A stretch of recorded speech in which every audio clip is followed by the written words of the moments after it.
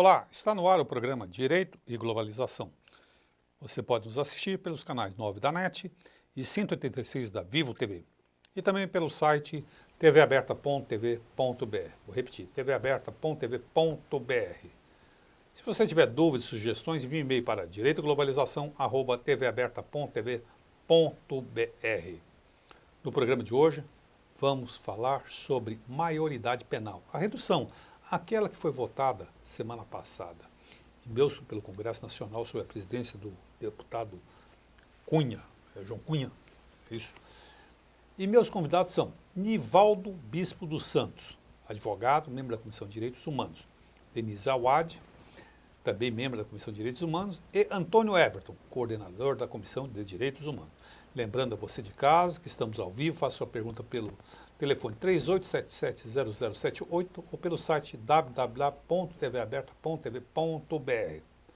Bom, antes de mais nada, bem-vindo, doutora Denise, uma alegria tê-la aqui, doutor Antônio Everton também, alegria, e a você, Nivaldo, eles são companheiros nossos aqui, companheiros meus de Ordem dos Advogados, fazem parte da Comissão de Direitos Humanos, e hoje eu trouxe um tema muito quente para ser discutido, que é a redução da maioridade penal.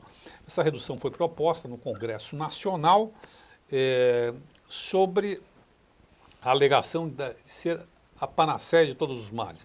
Vai se acabar com a criminalidade, vai se acabar com tudo. Que existe uma sensação que o menor é bandido, existe uma sensação de impunidade. E eu gostaria que você de casa desse sua opinião e quero conversar aqui, que eu vou começar com a doutora Denise. Doutora Denise, redução de maioridade penal funciona sim ou não? De forma alguma. Sou totalmente contrária à redução da maioridade penal. Entendo que a votação, da forma que ocorreu, na calada da noite, mesmo que seja alegado que o regimento interno da Câmara aceite o que aconteceu, ela é ilegítima, ela impossibilitou grupos contrários e a favor que participassem do acompanhamento da votação. Então, isso já é um primeiro passo para que essa votação não seja considerada legítima para a democracia brasileira, e o caminho não é esse, a meu ver. Antônio Everton. A redução da maioridade penal, na realidade, não vai diminuir a criminalidade. Nós já tivemos os antecedentes, como no caso do crime hediondo, por exemplo, que depois da lei do crime hediondo não se diminuiu o crime hediondo nenhum, a criminalidade aumentou. Tivemos o desarmamento, a campanha do desarmamento também, que desarmou a população no intuito de que não haveria mais crime e a criminalidade continua aumentando. Então a redução da maioridade penal nada mais é do que um clamor social que as pessoas que são contra têm a sua devida razão, mas constitucionalmente falando não existe a mínima possibilidade de se reduzir o crime, reduzindo a maioridade penal. Nivaldo. Radicalmente contra. Nós temos visto que nos presídios existe uma superpopulação e existe tem mais pessoas para ser reclusas do que para sair. E só vamos lotar mais ainda os presídios ou os locais, porque o governo também não vai fazer unidades para poder acompanhar aquelas. Se não cuidam das escolas direito, como é que vão fazer com eles? Não vai. Antônio, você que tem uma ampla experiência aí nesse setor, depois eu queria ver o comentário também, a doutora Denise traz alguns dados aí. Eu queria saber a sua opinião. Você conhece bem a realidade do presídio, por ter ocupado posições no CONDEP, em outros organismos ligados à população carcerária, defesa de direitos humanos. Sim. Qual a realidade do cárcere em São Paulo? Que deve ser a realidade melhor do Brasil, né? Imagina. Se São Paulo for a melhor do Brasil, você imagina... Não, isso eu tenho certeza, você imagina? Com certeza. Na realidade, os presídios são verdadeiras masmorras. Eu acredito até que nessa época nossa, século XXI, terceiro milênio, o encarceramento é algo absurdo, porque ele gera, na realidade, uma forma de que o Estado, que acha que está punindo alguém, está se vingando de alguém, tirando ele de uma sociedade da qual ele estava acostumado e colocando ele num cárcere. Num local onde, pelo layout, um layout retangular, a pessoa fica andando de um lado, vindo de um lado para o outro, de um lado para o outro, só pode enlouquecer a pessoa. Não existe ressocialização nesse tipo de comportamento. E o que acontece? Dentro do próprio presídio, existe uma outra lei.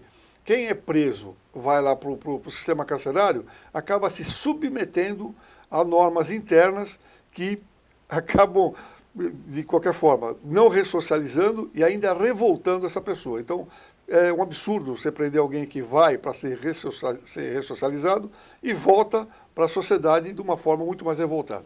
Agora, uma das alegações para aprovação do projeto é que os menores seriam segregados dos adultos. Isso até materialmente não existe possibilidade, porque o governo, como ele já não investe em saúde, não investe em educação, não iria fazer com certeza outras unidades chamadas de FEBEM e casas, hoje a Fundação Casa, não teria hoje como você trazer os jovens por uma ressocialização de uma medida socioeducativa que se chama. Não existe como você socializar alguém encarcerado. Sem dúvida. Doutora Denise, tá aí. Eu trouxe uns dados aqui, acolhidos pela a Pastoral Carcerária, e são dados muito importantes, porque são dados oficiais, que advêm do Ministério da Justiça. E esses dados mostram que há um déficit de vagas no sistema prisional de 231.062 vagas. Já existe esse déficit. Que dirá esse déficit com a chegada dessa população juvenil que vai ao sistema carcerário? Me diz uma coisa, você tem ideia, Antônio Everton, ou Nivaldo, de quantas cadeias se constroem aqui em São Paulo, por exemplo, no Brasil, por mês? Quantas vagas se abrem dentro do sistema? O último dado que nós tivemos lá com o secretário da Administração Penitenciária, nós tínhamos 8 unidades para serem inauguradas do ano passado. Mas existe um problema político, né? Você vê que o encarceramento ele é um problema social, de ordenamento social. E a questão da vaga para você aprisionar alguém é uma questão política, né? Depende de verba, depende de orçamento, e fora disso, depende do preconceito do próprio prefeito local. Então você vai colocar uma unidade prisional num determinado município, numa determinada cidade, as pessoas não querem, porque acham que aquela cidade vai estar com um sistema prisional e que aquilo, numa eventual rebelião, pode vir acontecer alguma coisa dentro da cidade. Na cidade que você mora durante o final de semana, eu sei que você mora durante a semana em São Paulo, no final de semana, tem presídio perto ou não? Tem presídio perto, em Casa Branca, próximo de Espírito Santo do Pinhal, e Espírito Santo do Pinhal tem a cadeia pública. Tem uma cadeia pública, que era uma delegacia transformada em cadeia pública, que hoje nem existe mais isso. Mas como no interior, normalmente o índice de criminalidade é bem menor, a população carcerária, ela tem até, de certa forma, um tratamento diferenciado do que você tem nesses grandes centros de detenção provisória aqui de São Paulo. É pior? Não, é melhor. Porque Não, fala aqui em São Paulo é pior? Aqui em São Paulo, como eu disse, é masmorra. Você tem, por exemplo, celas onde cabem 12 pessoas, você tem 30 pessoas numa cela.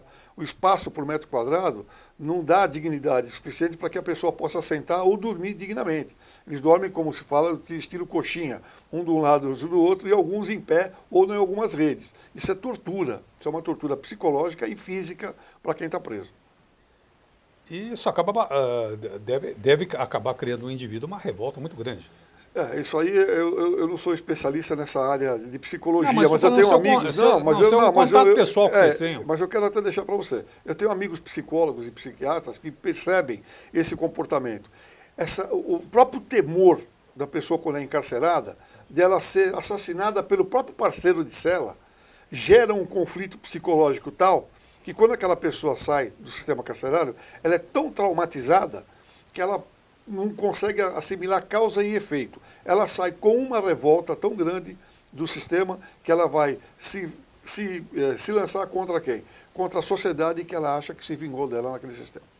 Eu tenho a impressão, e é muito subjetivo, eu queria ver se vocês têm essa sensação. Eu vou muito ao fórum, como todos vocês somos advogados, e invariavelmente, quando eu vou à Barra Funda cuidar de algum assunto, a gente vê presos, né?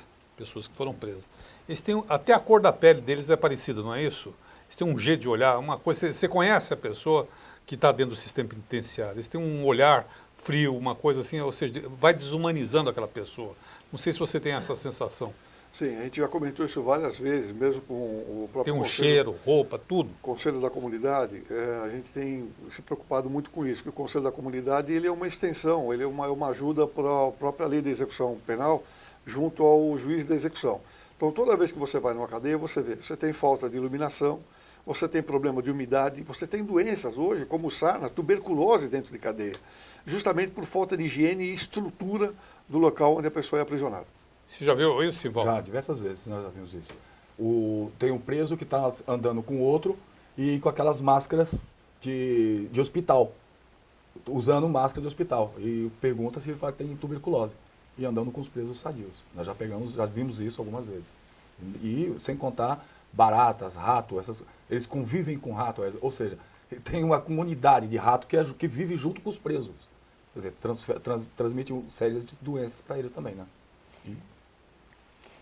Doutor Martinho, eu estou realmente muito preocupada com a forma com que a sociedade vem tratando essa questão e tenho percebido que a questão tem sido tratada por meio de uma violência intrínseca à sociedade. A resposta que nós estamos dando à recuperação desses adolescentes é a violência, né? A violência do Estado em troca de uma outra violência.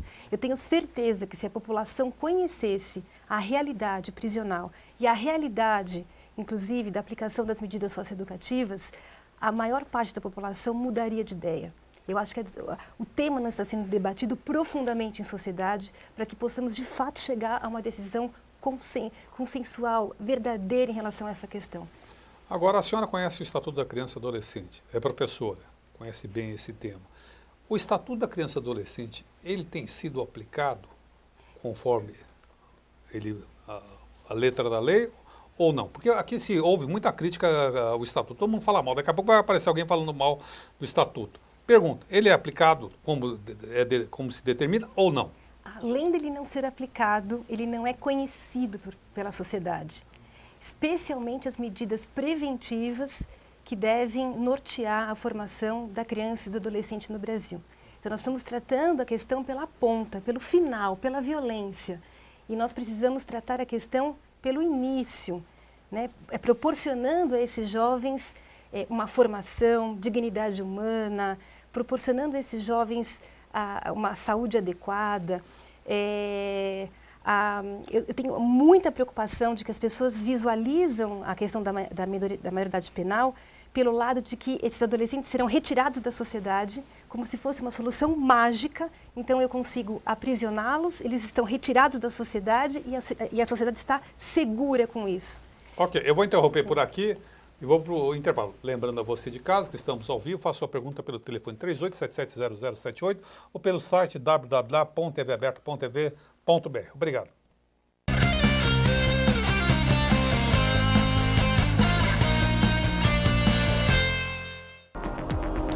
Você pode assistir a TV aberta pelos canais 9 da NET e 186 da Vivo TV.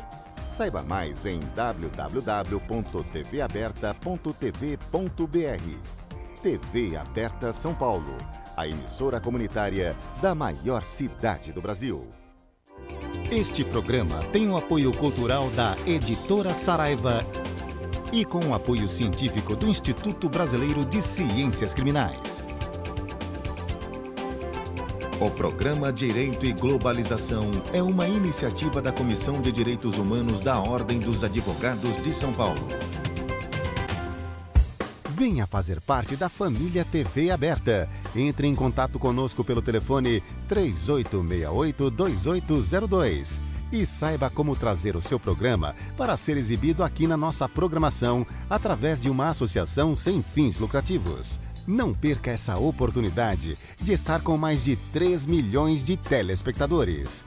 TV Aberta São Paulo, a emissora comunitária da maior cidade do Brasil. Acesse o site da TV Aberta São Paulo, www.tvaberta.tv.br. Vídeos. Olá, a partir de... Notícias. Promoções. Assista a nossa programação em tempo real e faça sua pergunta para os programas ao vivo. Participe da emissora comunitária da maior cidade do Brasil.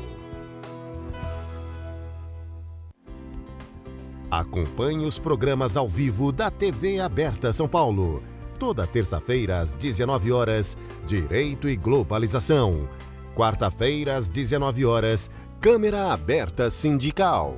E quinta-feira ao meio-dia, o Em Cartaz. Faça perguntas ou comentários pelo site durante o programa ao vivo. Participe! Vou falar para vocês de casa, nós estamos ao vivo e pelo telefone. TV Aberta São Paulo, a emissora comunitária da maior cidade do Brasil.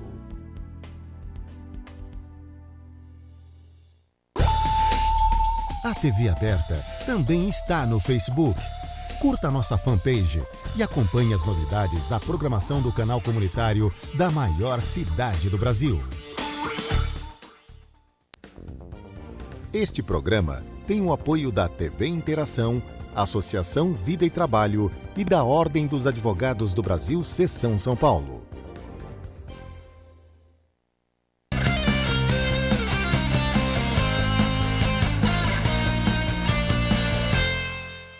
Estamos de volta no programa Direito e Globalização. Estamos falando sobre redução da maioridade penal, aprovada pelo Congresso Nacional na semana passada. Estamos ao vivo, faça sua pergunta pelo telefone 38770078 ou pelo site www.tvaberta.tv.br.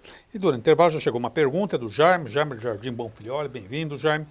E ele pergunta para a Denise, mas vale para todo mundo aí responder, quem tiver algum complemento, existe algum programa de governo que dê amparo e oriente filhos menores cujos pais cumpram pena no sistema prisional paulista? Esse trabalho deve ser feito pelo Conselho Tutelar.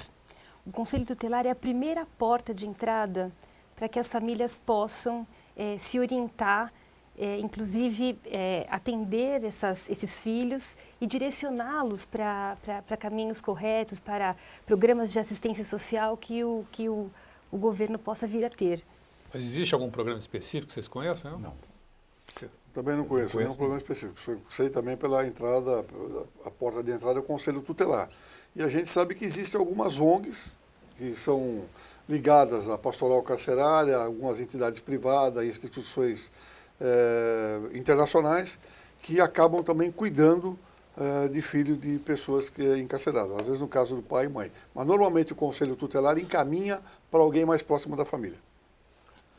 Bom, essa experiência de redução da maioridade penal parece que não é nova no Brasil. Parece que já ocorreu em outro período. Everton. Sim, se for complementar a história, desde 1830, já quando no governo colonial já se falava sobre a punição. Em 1890 já houve a preocupação nesse período de penalização de crianças, que crianças cometiam crimes até de 9 anos, 10 anos de idade, e eles não sabiam como fazer, como penalizar uma criança. Isso já em 1890. Já no século XX, a coisa veio evoluindo de uma forma que as pessoas se interessaram. Por exemplo, psicologia, médicos, os próprios governantes começaram a entender qual seria o comportamento de um jovem, do adolescente. Quando é que ele conseguiria começar a ter uma consciência para ser penalizado? E houve, naquela época, um estudo que foi feito no Brasil inteiro, com várias pessoas envolvidas, várias organizações envolvidas, e chegaram à conclusão que a pessoa só pode ser penalizada a partir dos 18 anos, onde ela começa a ter o senso de responsabilidade e de penalização.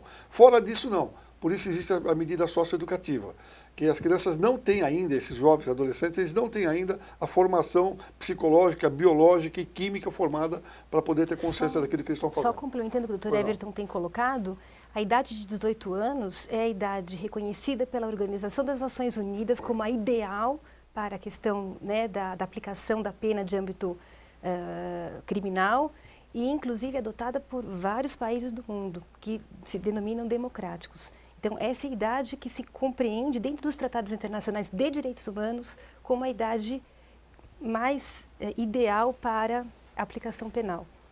Eu, quando era mais jovem, o Dr. Everton deve lembrar também, do tempo que nós éramos mais jovens. O Nivaldo tem nossa idade, era mais novo. Mais novo, então eu não lembro. Então não é dessa idade.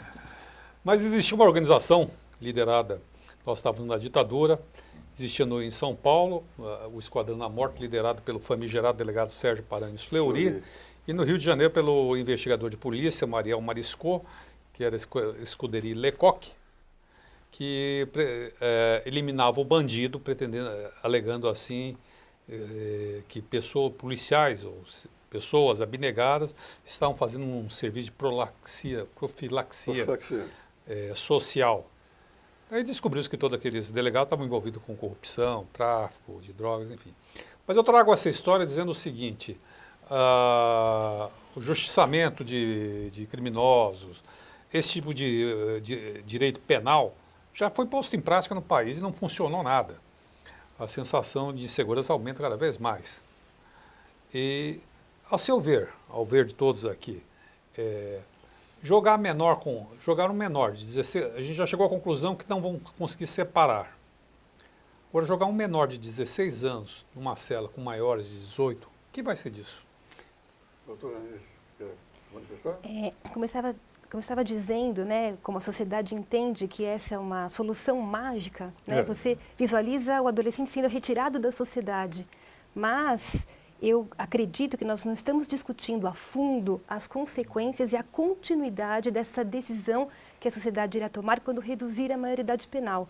Porque esse adolescente, ele vai retornar à sociedade. Se ele não retornar à sociedade e se o sistema não o reeducou, o grau de violência que ele estará colocando em sociedade será muito, muito maior. Então, eu acho que nós precisamos não ver as coisas como a ponta do iceberg, mas o problema com a sua grande magnitude, que a violência que o Brasil tem, a sua questão social, o corte racial das penitenciárias é enorme, a baixa escolaridade que incide em relação aos presos no Brasil mostra, né, o corte social e racial das nossas penitenciárias. E isso é um grande problema que vai perpetuar, né, quando esse adolescente voltar ao sistema não ressocializado e ainda mais violento. Não é solução. A redução não é solução. E quem são os clientes do sistema prisional brasileiro? Os clientes do sistema prisional brasileiro são pessoas marcadas por enormes problemas sociais, pela pobreza, marginalização. Nós não estamos visualizando o problema por sua solução, mas por uma facada, um corte imaginário e mágico no problema em que a sociedade imagina que essa pessoa criminosa desaparecerá do sistema. Quando ela continua existindo, é uma pessoa humana e precisa voltar ao sistema ressocializada. Eu estava outro dia num debate na Assembleia Legislativa do Estado de São Paulo, a LESP, e me foi passado um dado, que um preso na Fundação Casa hoje custa R$11 mil.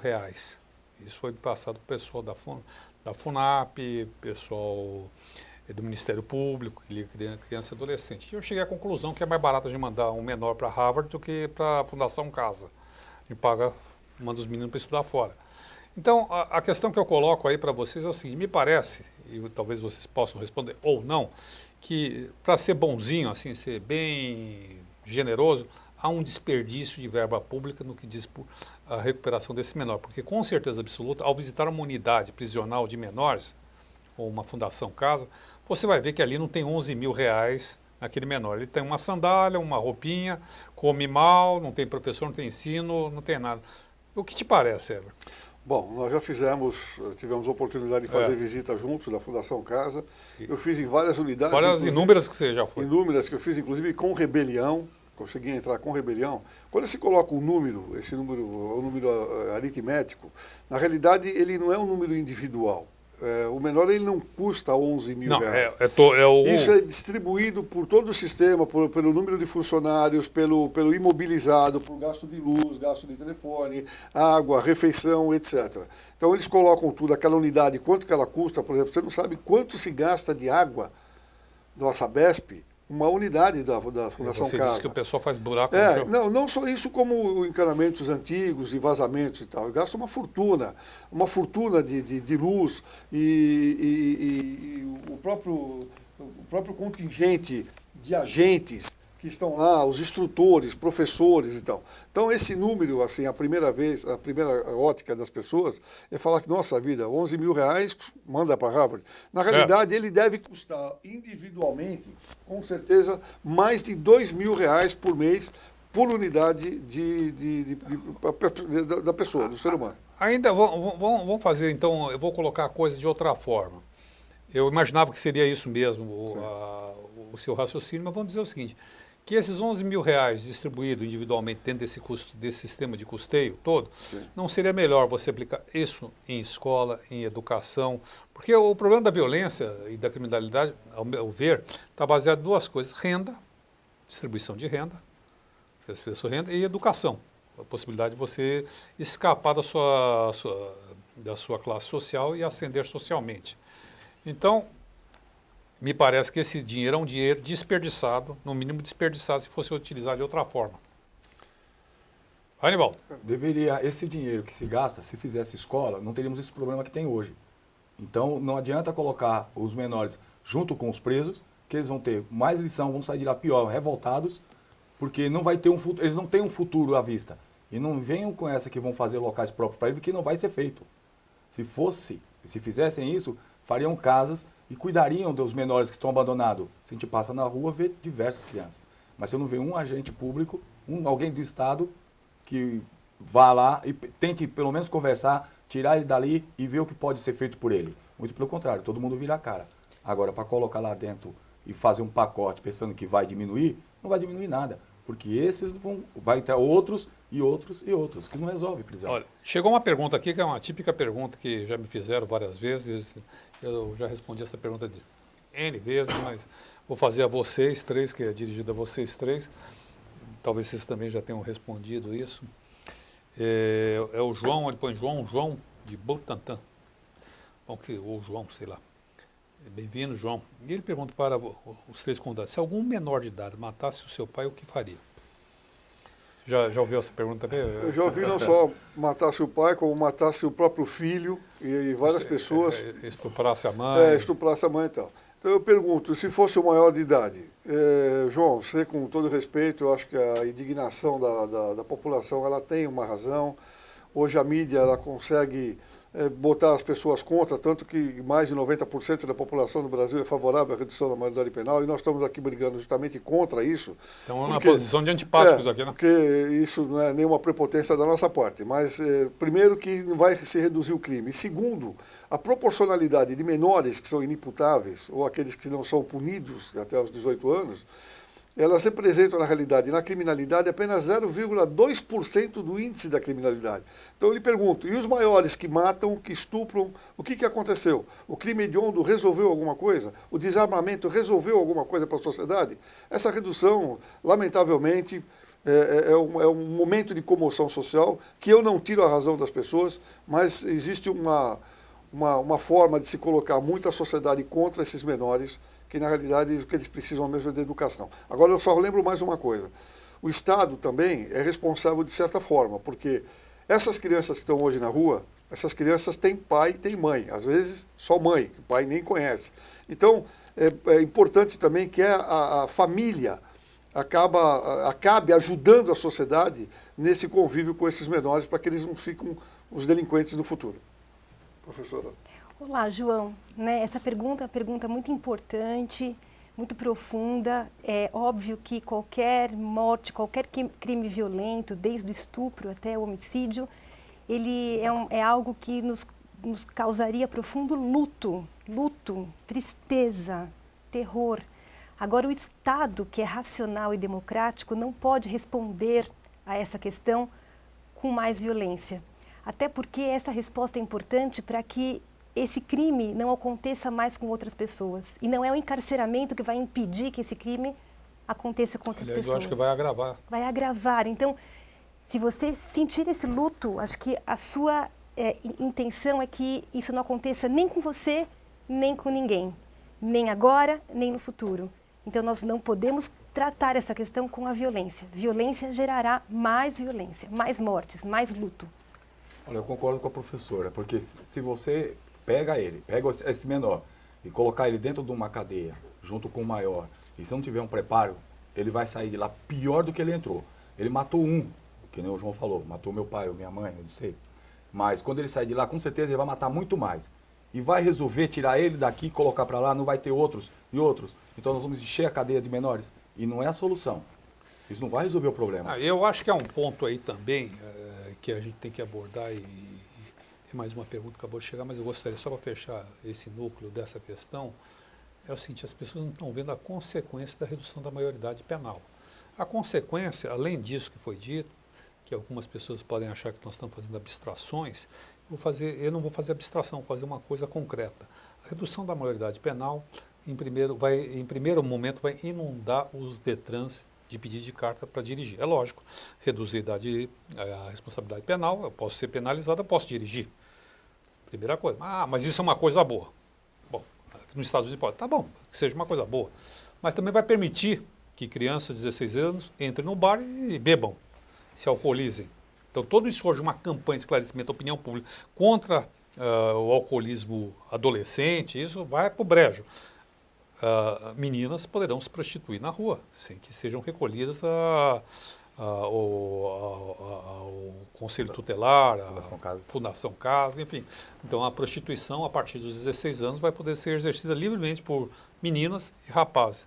Enfim, haverá uma série de consequências que vocês, como pais, mães, tios, enfim, cidadãos responsáveis, devem pensar. Chegou o João Paulo de Santo Amaro, bem-vindo, João Paulo, e ele fala: vejo que ao invés de recuperar o menor, ele sai pior. A cadeia lotada, sem estrutura nenhuma para reeducar esses infratores. Na minha opinião, virou uma empresa lucrativa, onde o Estado e os governantes lucram ao invés de estruturarem o sistema carcerário. Eu acredito nisso, viu, João Paulo? Eu sou da sua opinião também, isso virou um grande negócio. Tem quantos presos no Estado de São Paulo? Hoje nós temos mais de 300 mil presos no Estado de São Paulo e está com uma deficiência de vaga de mais de 200 mil vagas. Vamos calcular que os 300 mil em termos de ativo imobilizado, de custo, custe 10 mil reais. Martim, tem um dado importantíssimo que as pessoas não sabem. Existiu o ano passado, eu não sei o número esse ano, nós temos a estatística, que existiam 123 mil mandados de prisão, 123 mil mandados de prisão para serem cumpridos, que estão aí, não podem ser cumpridos porque não tem onde colocar as pessoas. E continua chegando pergunta aqui, a Michele de Osasco, está nos vendo lá de Osasco, que fala para você, Everton.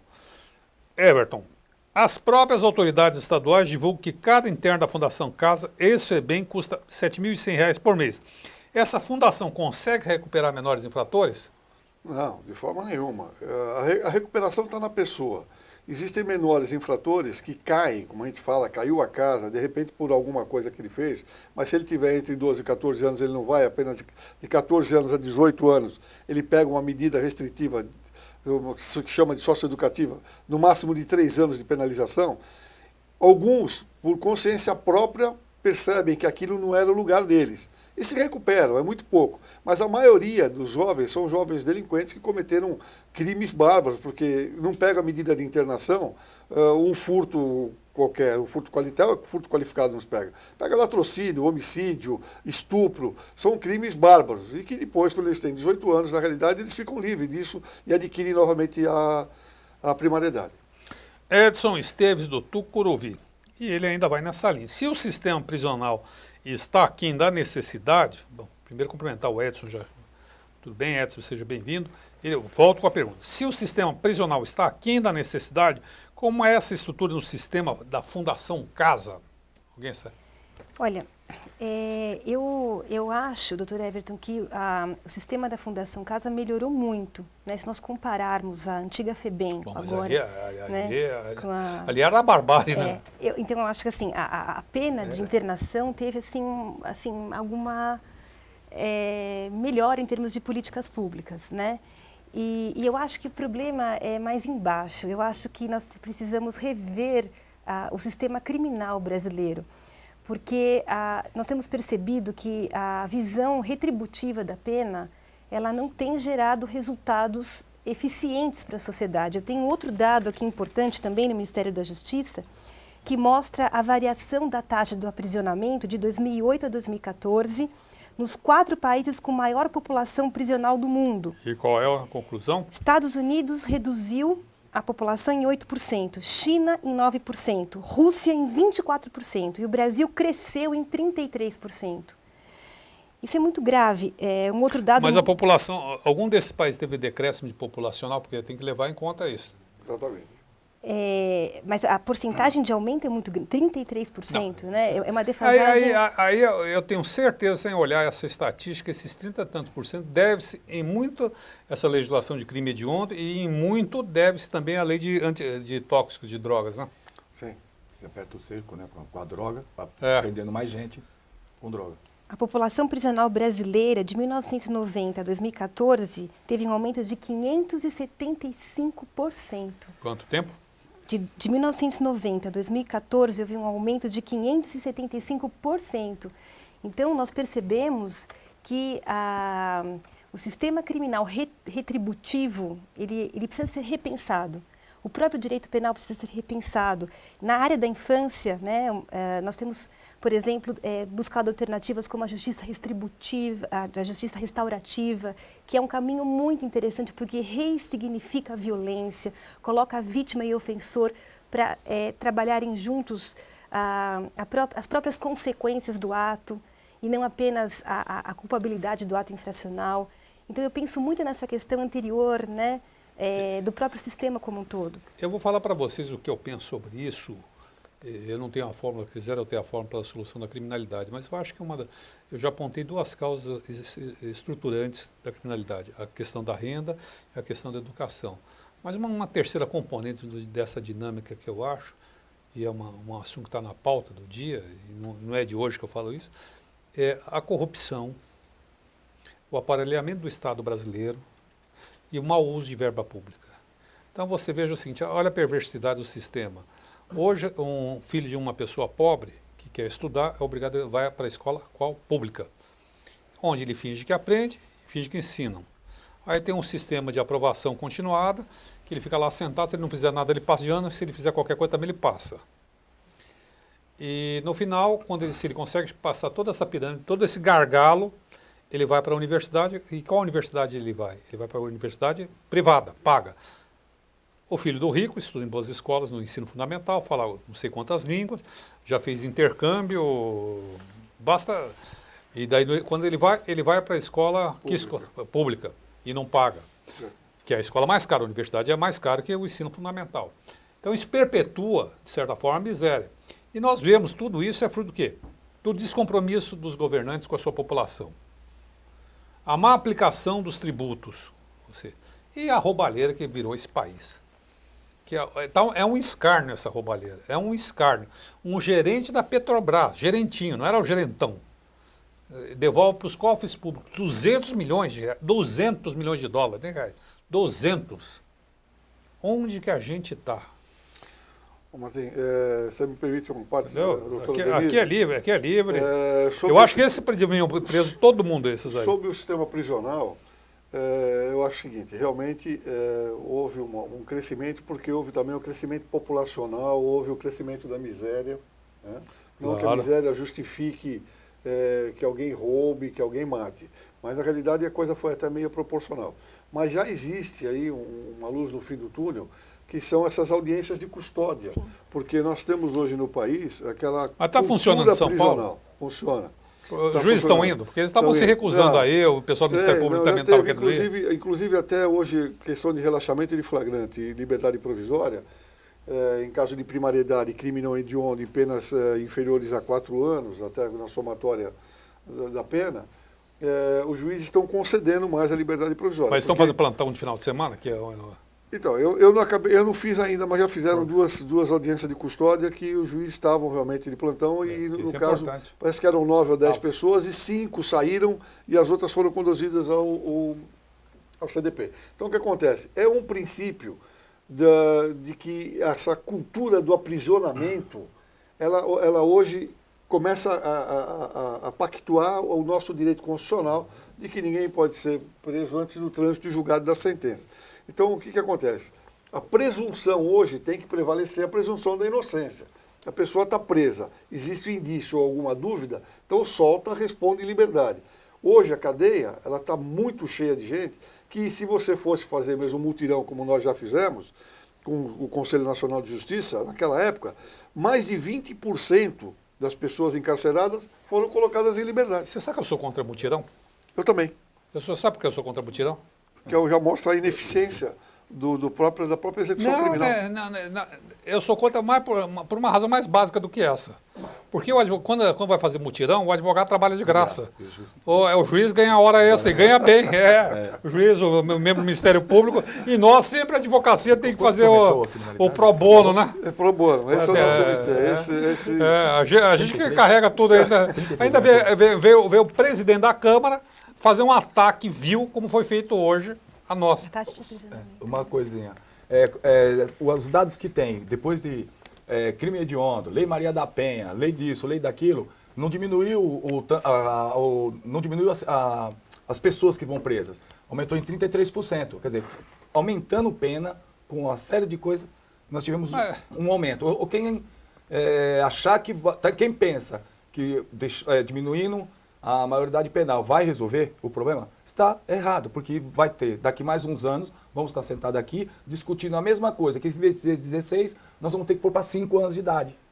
Então vai continuar, porque o índice aumenta. Não, eu acho que a solução aí é fazer como os americanos propunham na guerra do Vietnã, matar os Vietcongs no ventre, viu? Porque é o único jeito de ganhar aquela guerra daquilo. Então massacrava a população.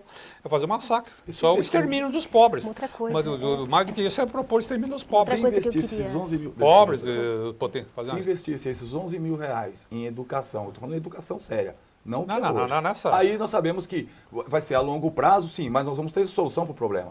Eu vou dar um exemplo a vocês. Desculpa estar me envolvendo, esquecendo o papel aqui de entrevistador, de ser entrevistado, falar. Estou dando uma de Jô Soares hoje aqui. Mas não se trata disso, é um tema que eu sou apaixonado. Eu quando pequeno, eu me recordo perfeitamente, ver pessoas chegando da Coreia que eram vítimas da fome. Porque houve uma guerra, a guerra termina no final dos anos 50, e as pessoas começaram a migrar para o mundo. Parte da diáspora coreana veio parar aqui no Brasil. Então, eu me lembro de ver cidadão vestido de outra forma, que eram coreanos, identificados como coreanos. Nos anos 60, principalmente 70, menos, mas... Hoje, o que é a Coreia? Uma potência.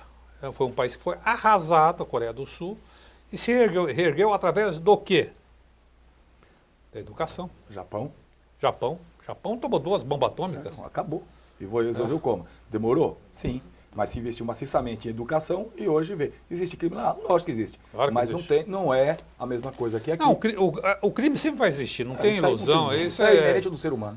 Isso é inerente, faz parte da ambição, faz parte do desvio de caráter, faz parte de uma série de coisas. Sempre haverá crime. Agora, o que nessa proporção que tem aqui no Brasil, que hoje o pessoal se organiza para tomar o poder e desfrutar as benesses do poder. Hoje o crime organizado chegou ao poder. Tem organizações criminosas tomando conta do país. Eu acho que há 2 temas importantíssimos ligados à questão da maioridade penal que devem ser discutidos mais profundamente no Brasil, que não estão sendo discutidos, que é a questão da sexualidade do adolescente, as gravidezes são precoces em adolescentes e essa criança que nasce já num ambiente complexo de se reestruturar. E também a questão das drogas. O tráfico de drogas no Brasil também contribui muito para que adolescentes, crianças já entrem para o mundo do crime. Você tocou num ponto certo. Ali na rua Anchieta, onde fica o Tribunal de Justiça, Secretaria de Justiça, Secretaria de Direitos Municipal de Direitos Humanos e a própria OAB, o problema social que resolveram lá, ou seja, instalou-se uma pequena comunidade de miseráveis que criaram uma confusão enorme ali. Resolveu-se de que forma? Resolveu-se chamando a polícia, expulsando eles dali para 50 metros dali. É assim. Tira daqui e coloca ali. Coloca lá. E me chamaram, inclusive, para resolver o problema. Eu falei, o que eu tenho a ver com isso? Eu sou Estado, como é que eu vou resolver isso? Vou sustentar essa turma, vou dar aula, o que vocês querem que eu faça? Não, você como direitos humanos tem que resolver. Eu falei, eu resolvo. Dei educação, casa, escola, está resolvido. Agora eu pago meus impostos, é o máximo que eu posso fazer. Você vê que essa forma de se desviar verbas do Estado, esses desvios econômicos violentos, muito dinheiro envolvido nisso, se as pessoas tivessem, por exemplo, pelo meio de fiscalização, isso não aconteceria. E eu até reporto, de certa forma, que nós somos pessoas que nós somos permissivos. Nós, seres humanos, somos permissivos. A gente acaba aceitando tudo. Você falou da corrupção, hoje você fala da Petrobras, mas existem coisas piores. Quando você vê até você ser furtado num pão, numa padaria, que o cara tinha que colocar farinha, ele coloca bromato. Você vai comprar um pé de alface e vai comprar por quilo, o cara bota um peso na balança. Essa cultura de corrupção, ela está desde o tempo de Pedro Vaz de Caminha. Eu costumo dizer que ela continuou, ela caminha até hoje. Ela caminha até hoje. Eu vou encerrar esse bloco agora, mas vou dar um exemplo que todos nós, quase sem exceção, fomos roubados, por assim dizer, em nossas contas de telefone celular. Vinha um aviso, se tinha internet, sua internet acabou. Quando você vai assinar plano ilimitado. Aí, de repente, de uma empresa séria, mandou eu recebi. Eu fui lá, eu fui maltratado ainda. Mas é assim mesmo. São pagos para maltratar a gente. Exatamente. É uma coisa... Eu vou encerrar esse bloco por aqui e volto já já no próximo e último bloco do programa Direito à Globalização. Lembrando você de casa que estamos ao vivo, faça sua pergunta pelo telefone 3877-0078 ou pelo site www.tvaberta.tv.br. Obrigado, até lá.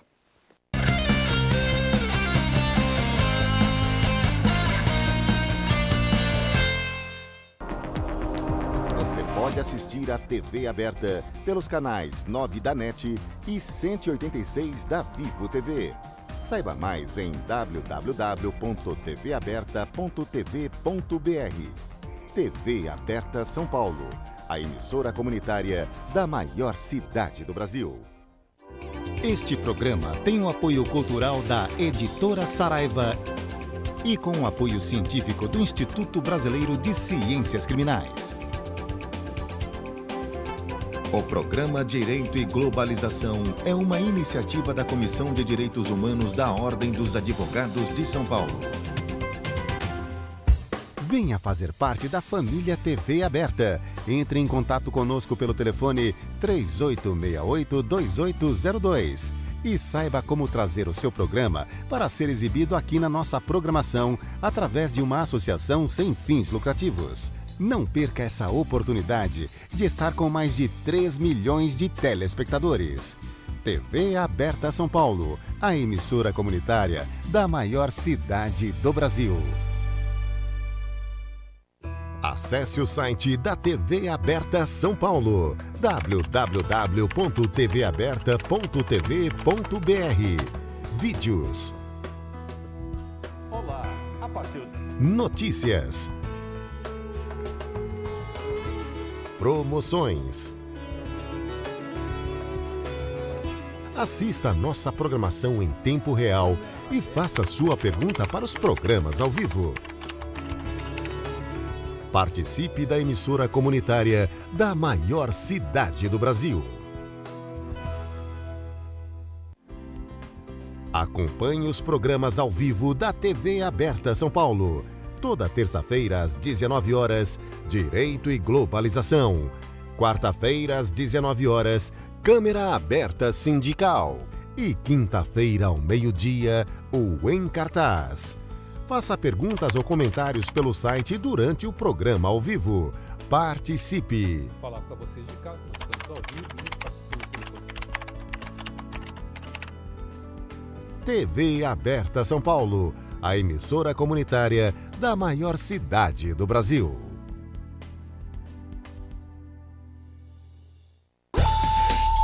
A TV Aberta também está no Facebook.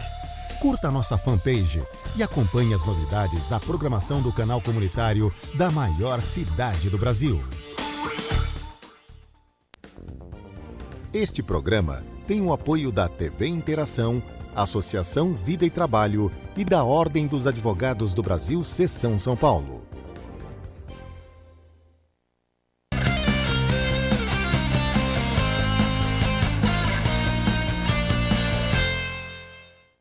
Estamos de volta no quarto e último bloco do programa Direito e Globalização. Estamos falando sobre redução de maioridade penal.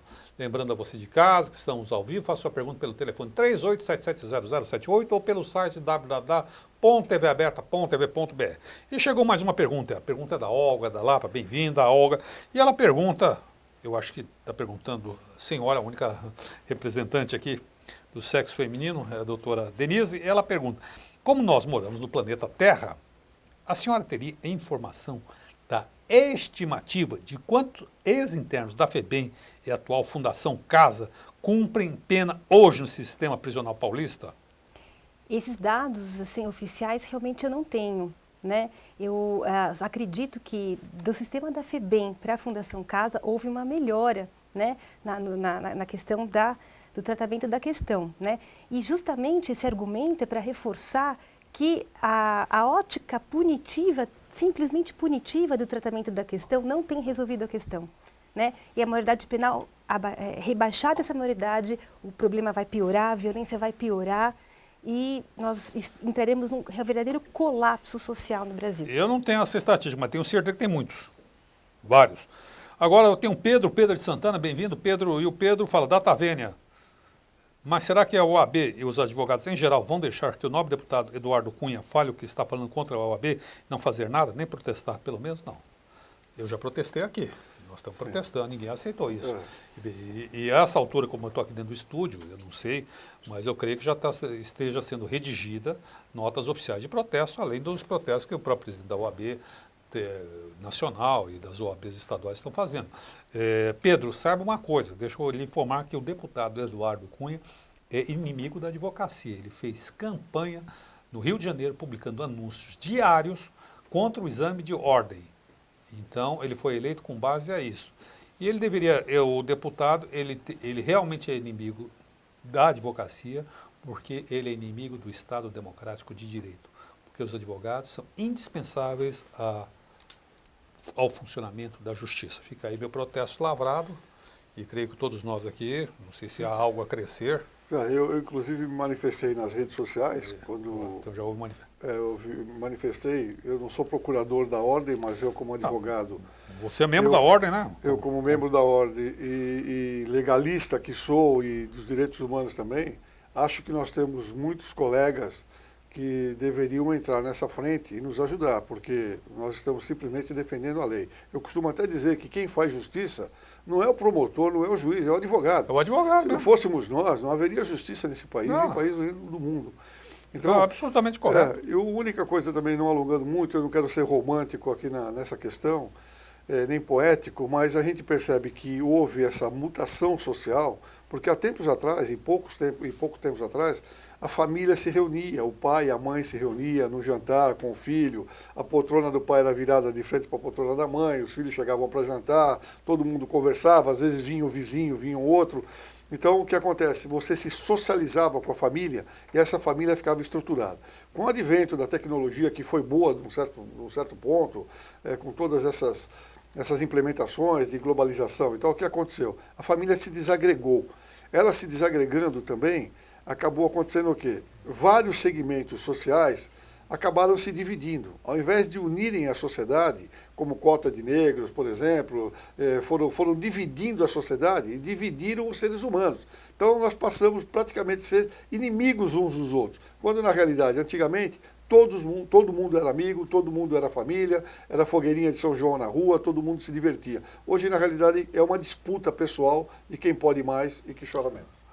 Chegou uma pergunta do João Paulo. O João Paulo é de Santo Amaro. Ele fala: eu vejo que o gasto que eles têm com o infrator é absurdamente caro, se comparado com um pai de família que batalha para conseguir ganhar um salário mínimo. E outra coisa é o descaso com relação à separação na FEBEM por tipo de crime cometido pelo menor. Na opinião de vocês, o que falta para melhorar o sistema? Tudo. Vamos lá, a gente está nos minutos finais, rápido. O que falta para melhorar o sistema é a base, né? Se o Brasil não for pela base, a gente vai realmente chegar a um caos. Então, nós precisamos reforçar a educação, reforçar a saúde, reforçar as políticas públicas básicas de dignidade do ser humano para que as famílias, a criança e o adolescente se incorporem à sociedade, se desenvolvam. Precisamos falar sobre sexualidade, sobre as drogas, sobre todas essas questões para que a questão venha de base, não do topo. Nós estamos com 3 minutos finais. Democraticamente, eu vou distribuir 1 minuto para cada um, começando com o Nivaldo aqui. Suas considerações finais, doutor Nivaldo. Falou agora há pouco do deputado. Em vez de ele querer acabar com o exame de ordem, eu acho que ele deveria ser ampliado para as outras classes também. Porque nós chegamos a ver que os médicos fazem coisas erradas, não passam, e recentemente foi feito uma reciclagem e foi feito também fizeram como se fosse da ordem, um exame para ver. A que passou foi menos do que 10%, então quer dizer, em vez de cortar o nosso, vamos aumentar, ampliar isso. Doutora Denise, 1 minuto. Para finalizar, eu gostaria de dizer que, além de todos esses argumentos que nós temos, a redução da maioridade penal é inconstitucional, porque ela esbarra uma cláusula pétrea, e não é a cláusula pétrea específica da idade, né? Não é a questão da idade para 18 a 16 anos. A cláusula pétrea em si está no artigo 60, parágrafo 4º, quando embarca os direitos e garantias individuais. Se houver a redução da maioridade penal, o artigo 228, quando prevê os direitos fundamentais individuais da criança e do adolescente, serão aviltados, e os direitos individuais também da população adulta será aviltada. Ou seja, quando a Constituição diz que a criança e o adolescente tem absoluta prioridade ao direito à vida, à saúde, à alimentação, entre outros, convivência familiar, comunitária, e devemos colocá-los a salvo de negligência, discriminação, exploração, violência, crueldade e opressão. Aí está a cláusula pétrea, porque a redução da maioridade penal vai atingir esses valores e os adultos também serão atingidos por esses valores. Muito obrigada, doutor Martinho. Minha consideração final é que a redução da maioridade penal não reduzirá o crime no Brasil. O que vai reduzir é educação, moradia, transporte e dignidade da pessoa humana que fazem parte da nossa Constituição da República do Brasil. Eu agradeço a presença de vocês, doutora Denise, muito obrigado pela sua presença. Volte tantas outras vezes aqui para nos alegrar com seus comentários, a profundidade dos seus argumentos, muito obrigado. Doutor Nivaldo, primeira vez que vem aqui ao programa. Obrigado pela participação, foi extraordinário tê-lo aqui conosco. Volte tantas vezes quanto quiser, sempre se considere convidado. Doutor Antônio Everton, que hoje está romântico. Poético. Poético, romântico, volte tantas vezes também, já não é a primeira vez que vem, sempre trazendo a alegria da sua presença, da sua companhia. Muito grato. Eu agradeço a todos vocês, vou me despedindo por aqui e lembrando que fazendo coro, inclusive, hoje, que as principais campanhas que a OAB tem levado nos últimos anos é a campanha contra a corrupção. Na base desse sistema todo, existe um problema fundamental, que é a corrupção do Estado brasileiro, que ela precisa ser combatida. Eu vou me despedindo por aqui e aguardo vocês na próxima semana, nesse mesmo horário, nesse mesmo canal. Obrigado, até lá.